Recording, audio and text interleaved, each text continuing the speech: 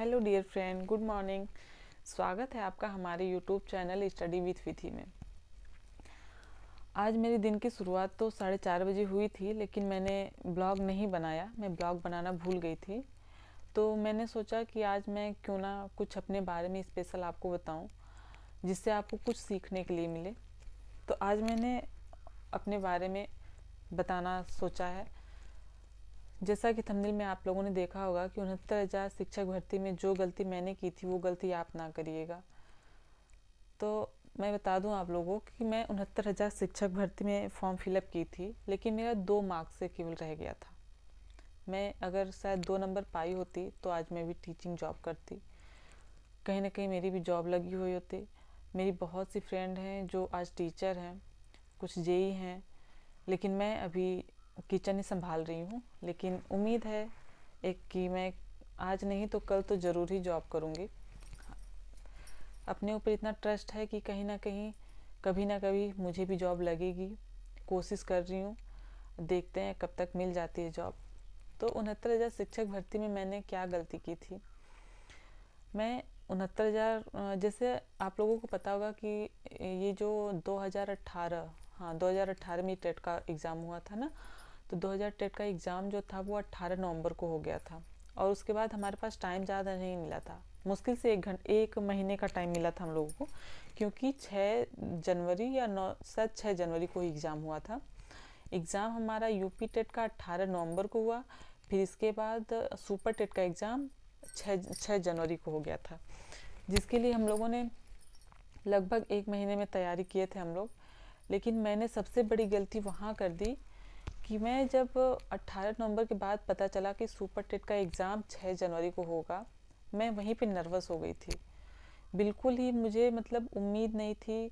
मैं शुरू से ही बोलने लगी। मेरे पापा बोलते थे कि बेटा पढ़ाई करो। मैं पढ़ाई तो करती थी, ऐसा नहीं था कि मैं पढ़ाई नहीं करती थी, पढ़ाई मैं करती थी। लेकिन कहीं ना कहीं जो दिमाग में एक होता है ना कि जैसा हम सोचते हैं वैसा करने लगते हैं, तो ऐसा ही मेरे साथ हुआ था। मैं 69,000 शिक्षक भर्ती का जब फॉर्म फिलअप की सुपर टेट का, तो मैं पापा बोलते थे, सभी लोग बोलते थे, यहाँ तक कि मेरी शादी उस टाइम फिक्स हुई थी। तो मेरे हस्बैंड भी बोला करते थे, फ़ोन से बातें हुआ करती थी, तो बोलते थे कि निधि तुम पढ़ाई करो, 1 महीना बस बचा है, अच्छे से पढ़ाई कर लो। मैं पढ़ाई करती थी, लेकिन हमेशा पापा से भी बोलती थी, मेरे हस्बैंड जो थे, मतलब हस्बैंड जो हैं, उनसे भी बोलती थी कि नहीं, मैं 1 महीने में मैं तैयारी नहीं कर पाऊँगी। 1 महीने में तैयारी नहीं कर पाऊँगी, जो अगली वैकेंसी आएगी उसमें मैं वो एग्ज़ाम में क्रैक कर लूँगी। और कहीं ना कहीं सबसे बड़ी गलती मेरी वही थी, क्योंकि पहले ही जो सेल्फ कॉन्फिडेंस होता है ना, वो अगर लो होने लगता है तो फिर हम वहीं पे गलती करना शुरू कर देते हैं। शायद अगर मतलब ये होता है ना कि जैसा हम सोचने लगते हैं वैसा हम करने भी लगते हैं। अगर हम पॉजिटिव सोचते हैं तो हम पॉजिटिव वे में जाने लगते हैं, लेकिन अगर हम निगेटिव सोचते हैं तो हम लोग निगेटिव वे में जाने लगते हैं। तो इसलिए हम लोगों को सबसे मेन इम्पॉर्टेंट बात है कि हम लोगों को अपने ऊपर कॉन्फिडेंस होना चाहिए कि हाँ मैं कर लूँगी। मैं बोलती थी पापा से कि नहीं पापा, लगता है मुझे कि मैं 1 महीने में नहीं तैयारी कर पाऊँगी, मैं जो अगली वैकेंसी आएगी उसमें मैं क्लियर कर लूँगी। लेकिन शायद मेरी सबसे बड़ी गलती वही थी। अगर मैं उस टाइम थोड़ा सा और एक्स्ट्रा मेहनत की होती तो शायद आज मैं जॉब कर रही होती।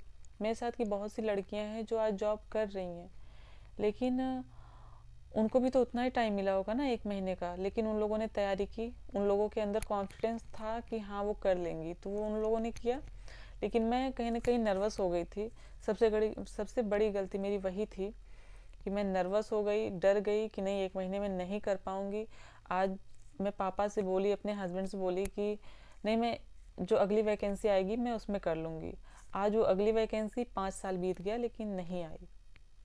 अब वो कब वैकेंसी आएगी कुछ भी नहीं क्लियर है। बस एक है, अंधेरे में तीर मारने के बराबर हम लोग कर रहे हैं। लेकिन हाँ, कोशिश करते रहना है, क्योंकि जो अभी मैं उस टाइम बोलती थी कि मैं अगले वैकेंसी में कर लूँगी, 1 महीने के टाइम में मैं नहीं तैयारी कर पाऊँगी। लेकिन आज मेरे पास क्या, उस टाइम तो मेरे पास बस इतना था कि मुझे केवल थोड़ा बहुत काम करना रहता था घर पे। मम्मी खुद करती थी, केवल बच्चे को पढ़ाई के लिए छोड़ दी थी। लेकिन मैं उस टाइम मतलब लगभग पूरा टाइम हमारे पास रहता था पढ़ने के लिए, तब मैं नहीं कर पाई 1 महीने में। लेकिन आज आज मुझे शादी हुई, शादी के बाद फिर बच्चे संभालना, घर संभालना, इन सब के साथ अब उतना टाइम कहाँ मिलता है। लेकिन फिर भी अगर शायद उस टाइम मैं कर ली होती, आज मैं मेरे अंदर पछताने के सिवा कुछ भी नहीं रहता है। बस एक खुशी रहती है कि अभी क्या पता वैकेंसी आ जाए, उसमें हम करेंगे। लेकिन अब देखिए कब तक हम लोग इंतज़ार करते हैं, कब तक वैकेंसी आती है। आज हम सुबह से लेके 3 से 4 घंटे मुश्किल से टाइम निकाल पाते हैं।